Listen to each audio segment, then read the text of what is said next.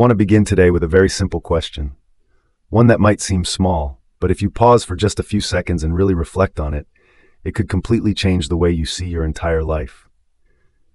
Have you ever wondered what kind of person always seems to get lucky? It's not the ones born into privilege, not the ones who are more talented than you, and not even the ones who were handed perfect opportunities from the start. It's a different kind of person entirely. The kind of person who from the outside clearly faces struggles too, losses, setbacks, heartbreaks. But somehow they carry themselves with grace. They keep moving forward with a strange kind of peace, and oddly enough, the more life throws at them, the more life seems to go their way. Have you ever met someone like that? With them, life doesn't feel like a random series of events. It feels like a song. There are high notes and low ones, but nothing ever feels offbeat. Every failure, every pivot, every disappointment becomes a stepping stone. How do they do it? I call it transformational thinking. It's not a superpower. It's not something you're born with. It's a skill, like a mental muscle.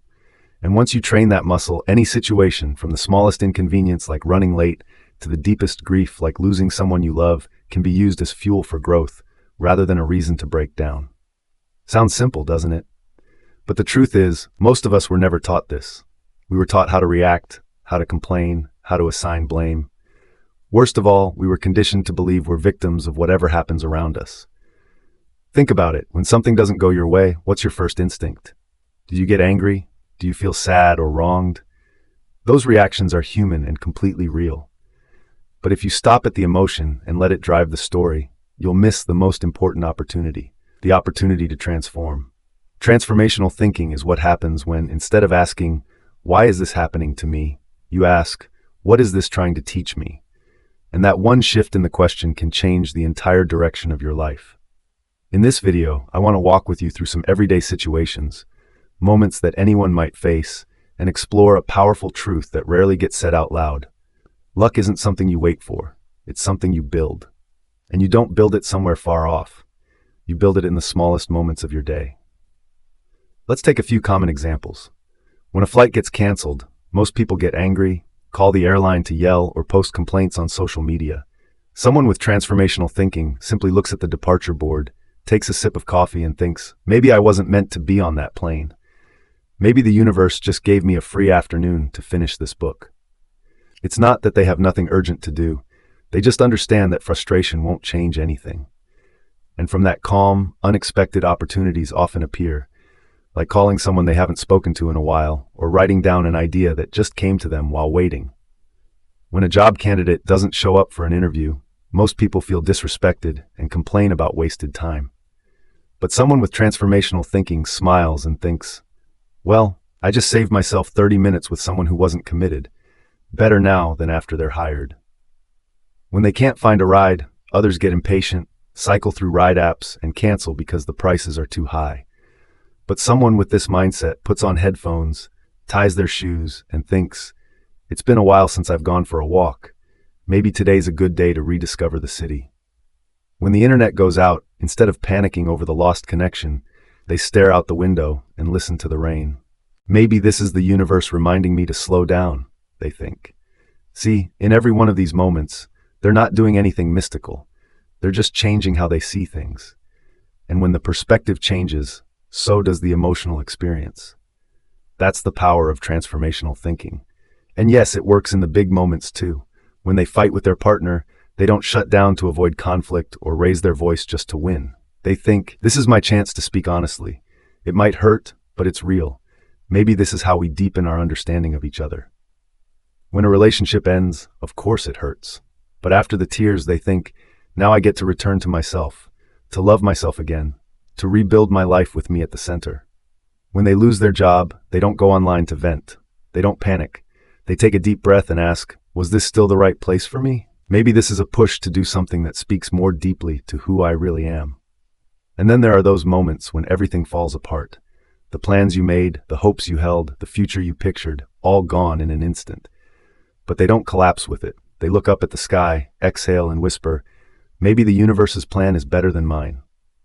If others disagree with them, that's okay. Not everyone is meant to understand. They don't live to please people. Instead, they quietly say, this is my chance to choose me, and I'm the one person I'll be walking with for the rest of my life.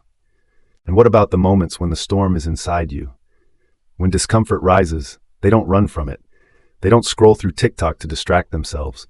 They don't reach for food to numb it. Instead, they pause, tune in, and ask, what is this feeling trying to show me? What lesson haven't I learned? What wound hasn't yet healed? When they're hurting, they don't cover it up. They sit with it, holding the crack like they would an old friend. Because they know, wherever there's a crack, that's where the light gets in. Breaking open is sometimes the only way we expand. People who seem lucky aren't in less pain than you. But here's the difference. They don't resist pain. They don't deny it or fight to make things go back to the way they were. They don't pressure themselves to be strong right away. They allow themselves to feel sadness, but they don't let it drown them. They move through the waves of emotion like someone learning to breathe underwater, slowly, consciously, with trust that they will eventually rise. They don't add layers of reaction. They don't blame themselves for being vulnerable. They're not angry at life for being unfair. They don't waste energy looking for someone to pin it on. Instead of asking, why me? They ask, what can I learn from this? They don't believe life is testing them. They believe life is training them, not to break, but to grow. And with every small breakthrough, they become more grounded, more gentle, with themselves and with others. They don't see the world as a place full of threats. They see it as a teacher, sometimes soft, sometimes stern, but always with the same intention, to help them become something better. And they don't call themselves victims. They call themselves students, always listening, always learning, always adjusting, but never giving up. Turns out, luck isn't about fate. It's a skill, a practice, a choice that's made deliberately, repeatedly, every single day. Strangely, instead of learning from these people, many dismiss them. It's easy to say, they're just lucky, they have more money, they were loved more. But those comments, as harmless as they may sound, are actually some of the most dangerous stories we tell ourselves.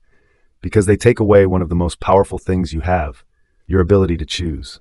And once you believe you have no choice, you stop trying. Then, unsurprisingly, life keeps feeling unlucky. The truth is, the gentle, kind, grounded way that lucky people move through life, it's not random. They choose it. Not once, not because life handed them an easy moment, but over and over again, through every challenge. They choose gratitude, not because everything is good, but because they find something good in everything. They choose to let go, not because they're weak, but because they understand that some things hurt more the tighter you hold on. They choose to see the beauty, not to pretend life is perfect, but so they don't lose themselves in the darkness. They choose to say, that's enough, thank you, even to thoughts that seem logical but bring nothing but heaviness. And maybe, just maybe, it's time for you to try learning from them too. No need to force instant optimism. No need to fake a smile, just start with one small question. If I believe this is happening for me, what could it be opening up? Maybe at first you won't see anything. That's okay. Be patient. Every seed needs time. But one day you'll catch yourself thinking, so that's when I was learning patience. That's when I was learning to love myself more. That's how all those unwanted moments helped me become wiser, stronger, and kinder. So here's to the beginning of your journey of learning how to be lucky. Not by praying for life to be easy, but by building the inner strength to stay steady when it's not. You don't need to win the lottery. You don't need someone to come save you. You don't need the world to change. You just need you, and a gentle enough perspective to recognize that everything happening right now isn't here to destroy you. It's here to shape you into someone more whole, more alive, and more beautifully you. I hope you found this video helpful. If you enjoyed today's video, be sure to hit the like button. It might seem like a small thing, but because of how the YouTube algorithm works, videos with more likes tend to get shown to more people. So your like really helps this video reach others who might need it too. And if you find my content valuable, consider subscribing. It really helps more people discover it. Thanks for watching, and I wish you and your family good health and peace. See you in the next video.